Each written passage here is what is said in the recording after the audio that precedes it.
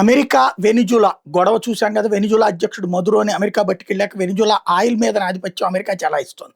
అక్కడ hard oil ఉంటుంది. ఆ హార్డ్ ఆయిల్ని సరిచేసేటటువంటి క్రమం రిఫైనరీలు ఇండియాలోనే ఉన్నాయి. ప్రధానమైనవన్నీ కూడా గుజరాత్లో వీటిలోనే ఉన్నాయి. రిలయన్స్ వాళ్ళ దగ్గరే ఉన్నాయి. ఇప్పుడు ఆ రిలయన్స్ నయారా కలిసేసి విపరీతంగా ఆయిల్ కొంటున్నాయి. కొంత భారత ప్రభుత్వానికి అమ్ముతాయి, మిగతాది వీళ్ళు ఇతర దేశాలకు అమ్ముకుంటారు. అలా అమ్ముకోవడం ద్వారా వచ్చిన డబ్బులు అటు అమెరికాకే 3 వంతులు పోతాయి.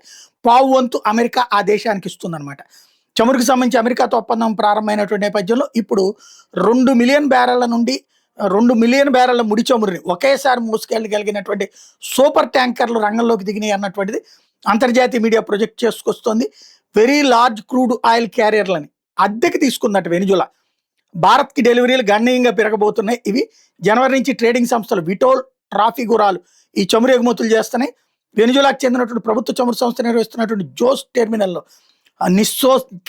నిస్సోస్, క్రైత్నోస్, ఆర్దానా అనే 3 నౌకల్ని మార్చిలో లోడింగ్ కోసం స్లాట్లను కేటాయించారు. ఈ 3 భారత్కే వస్తున్నాయని చెప్తున్నారు.